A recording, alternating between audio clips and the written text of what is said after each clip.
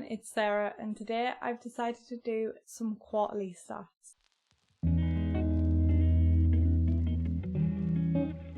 I was inspired by Kayla from Books and Lala to do a quarterly stats video. I've seen a bunch of other people doing it too, and everyone has their own variations of doing it. I think I've noted down a couple of things that I would like to mention and a couple of things that I want to keep a record of, and just to kind of catch up, see how we've been doing for the first few months of the year. So this is going to be stats from January to March, and hopefully I can keep doing this throughout the year, and eventually I will get a pattern of what I like to record. We're just gonna go into it and see how it goes. I've had a couple of videos where I've had to put up text and be like, what I've said is incorrect. This is actually the number. This is actually how many rereads I had this year. This is actually how many DNFs I had this month, sorry. This is all for fun. This is more for me than anything, but I know people love a stats video and I love watching them too. If there's some incorrect numbers in here, bear with. We'll get better, hopefully. But I'm gonna go into it. So first of all, my Goodreads goal, I set it to 1. I wanted to read 1 book this year because I've been setting it to that for a little while now, maybe just last year, I don't know. I set my goal to read 1 book because I don't care how many books I read in the year and I don't want to aim for anything. I read quite naturally when the mood takes me, and sometimes that means I don't read a book for a few months. Sometimes that means I read a lot of books in the month, a lot of books throughout the year. So it can really change depending on my mood, depending on what's going on in life. So I can never guarantee that I'm going to read a certain amount, and I don't want to put the pressure on myself. But so far, through January to March, I have read 31 books, which I am happy with. If I keep going with this speed, I will kind of get like 10-ish books averaging a month. That would be great, but I know sometimes it doesn't happen. We are already a week into April and I haven't finished 1 book yet. This is what I mean, it does fluctuate, that's fine. But I'm happy with the amount that I've read so far and the quality of the books that I have read so far. In January, I actually read 12 books. In February, I read 8 books. And in March, I read 11. So far, I have read 29 fiction books and 2 non-fiction. I know I need to up that non-fiction, but I'm a mood reader and I very rarely feel like I'm in the mood for a non-fiction. I usually pick a non-fiction up if I feel the need to listen to an audiobook, if I'm a bit busy and I've got like a couple of hours doing something where I can just stick on an audiobook, then I will stick on a non-fiction usually. Unfortunately, that doesn't happen too often. So I do need to pick up more, but I don't want to force myself into reading them if I'm not in the mood for them. 20 of the 31 books that I've read so far have been off of my physical TBR, which makes me so happy to see that number actually. This is a borrowed 4 books from the library, and I feel like that's incorrect. I feel like I've borrowed more than that because I've borrowed Lemony Snicket, which I've read about 3 of those, and I've borrowed a couple of Jack Reacher, maybe 5 or 6. I'll put the number up here. I'm sorry. I should be so much better prepared than this, but we will improve. My longest book that I've read so far this year has been Nosferatu, and I believe I finished that in January. I was reading it in December last year and then finished it in January. And my shortest book that I've read this year has been the first volume in the Walking Dead graphic series. The most read genre that I've read so far this year has been fantasy, thriller and mystery, which makes total sense. They're what I gravitate towards the most. I've hauled 20 books so far. I read 7 of my books solely through audiobook, so that means literally just listening to it. I've not read a digital copy or a physical copy alongside it. I've read 5 digital ebooks on their own without any audiobooks, solely just ebook, and then the rest has been physical books. There will be a mix of some physical books that I've read solely on their own. There won't be that many. I think I might have read 1 or 2 physical books without an audiobook, but I usually like to combine the two, so a lot of my reading has been a physical edition with an audiobook. My average rating so far this year is a 3.63. I've had 2 5 stars this year, which I definitely want to up. It took me 3 months to actually get the 2 stars. I had both 2 stars. No, I had both 5 stars in the month of March, and 1 was a reread. So I would like to find some more. And the lowest I've rated a book this year has been 2 stars, and I've had 3 2-star ratings. I've rated the most books this year a 4-star rating. I think I've rated 12 books a 4-star rating. I'm not going to mention all my ratings. I'm hoping to have some graphics to show you. I've started using Storygraph for the 0.5 ratings. They should be on screen somewhere. And you can also join me on my socials if you want to, on Storygraph and things like that below. I always leave my social links in the description box if you're interested in seeing anything else. That does mean though I've had 0 1-stars, which I'll take as a win, but I have DNF'd quite a few. I don't think I've wrote my DNF stats. Oh, I have. I've had 5 DNFs so far this year. 15 of the books that I've read so far in 2024 have been from authors that I have read from before, and I've had 12 new to me authors. I've read 1 new release. I don't know what that was. What was my 1 new release? Oh, I know what it was. It was What Feasts at Night by T. Kingfisher.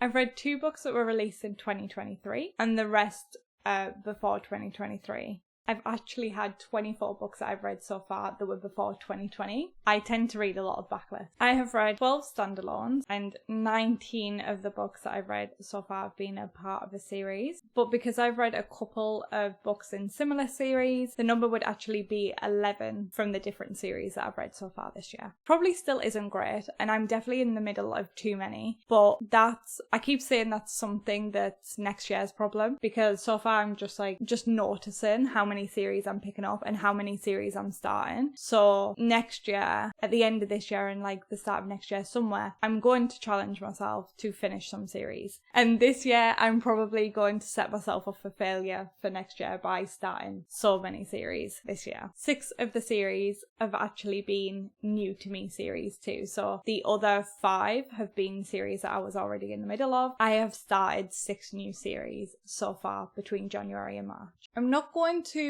go thoroughly through my challenges for the challenges that are set at the start of the year, because I want to look back at the end of the year. But so far I can say I'm pretty sure that I am up to speed with my 24 and 24 books that I need to read this year. I've been meaning to read more young adult, which I've read some Lemony Snicket and I've read some Bleach, which is classed as young adult. I'm not sure if I've read any others, and I don't think I'm achieving the goal that I wanted, because I want to read more young adult in genres that I'm looking out for and things that I specifically think I will really enjoy. One of my goals for this year was to be a bit more intentional, and I definitely have not been intentional with my reading between January and March. But that being mixed in with being a mood reader makes it really difficult. I would like to read some young adult mystery and thrillers, so if you have any recommendations, please let me know down below and I will try my best to check those out, because I am interested. I think it's just the going out and finding them that I'm not intentional with, which is a fault of mine for sure. I have dabbled in some romances, which if you've watched this video then you will have seen how that went, but I did say I wanted to try more romances this year, and I think I've already achieved that really. I could keep going and I probably will pick up 1 or 2 more romances throughout the year if I'm in the mood for them, but I think I've achieved that goal already this year. I have not picked up enough, if any, litfic books, literary fiction. So I need recommendations for that too. Please, where do I start? Like, if you read litfic, let me know. I noticed in one of the quarterly stats that I watched from Kayla was that she mentions like her standout books, and these aren't just 5-star books. These are what books have stayed with her up until now. So she's read in January through to March, and even in April she's still kind of thinking about them. So I'm going to do that too, because I found that rather interesting. I could have had the books here ready with me, but like I say, this is the first trial of doing this, and I would like to get better at like spending a lot of time organising this, but this was like a last minute decision that I was going to do this. So we're already so far through April, and I was like, I want to do my quarterly stats. Hopefully when it comes to my next quarterly stats video, it's a lot better planned out and I have my books ready and whatnot for you to see. But I have got my little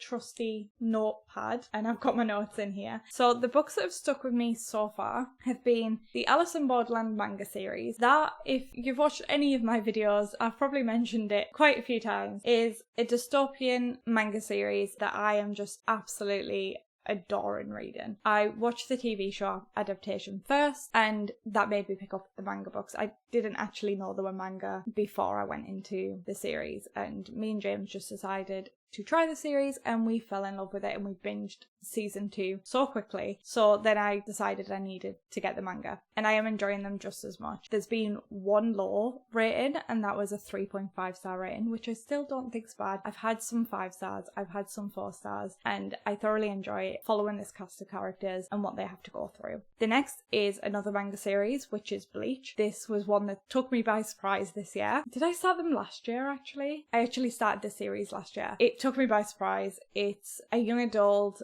action manga series that is very popular, very loved in the anime and manga world. But I didn't expect to be drawn to it. I really didn't. I don't know why. There was a lot of things that were just screaming at me that I was not going to enjoy this. And I especially didn't expect to give a 5-star rating to the first volume. So that one definitely stands out for me, like the series as a whole, as I've been continuing on this year. And I have to pace myself. So I read like 1 or 2 volumes a month, and I buy 1 or 2 volumes a month, because there is a lot in that series. So that is another one that just continuously manages to impress me. Even like now when I go back to the series, I am nervous. Like if I have a little break from it, I'm nervous I'm going to go back to it and not enjoy it, and everything I thought was a lie. It just seems to keep getting good and better and better. Another standout was The Secret History. This is a reread for me, but I'm going to mention it anyway because I keep saying I think it might be my favourite book of all time. I just love the atmosphere and being in with those characters. It's an obsessive kind of feeling and atmosphere being with those characters. They are very obsessive. They all have bad qualities, but I love following each and every one of them and being in their world. It's something about the writing, and it's a dark academia classic if you don't know already. Yeah, it lived up to the expectations that I had before going into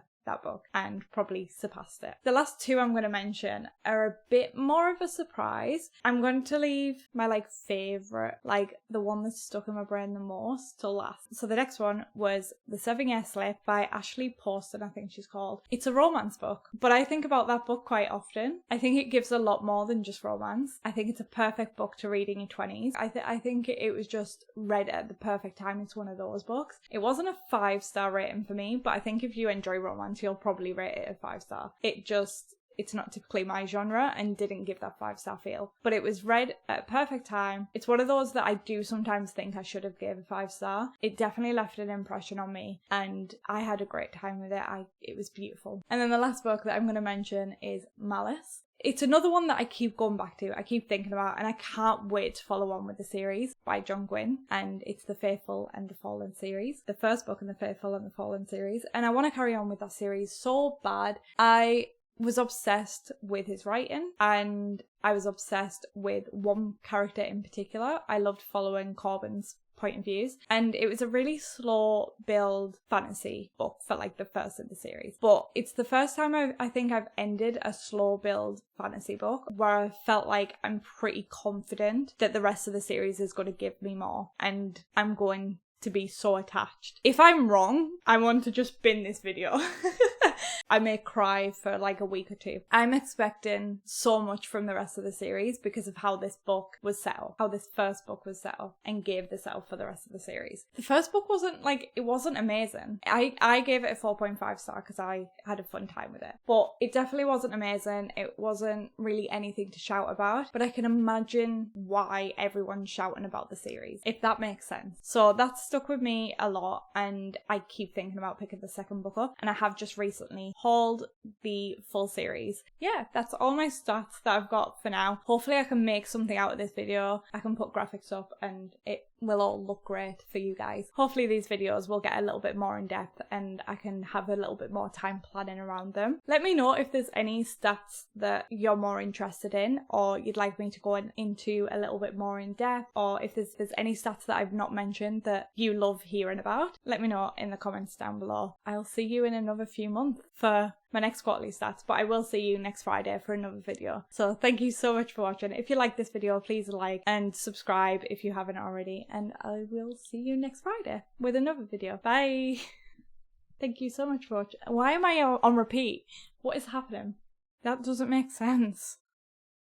I've read 31 books and I've managed to calculate 27. Stats are hard.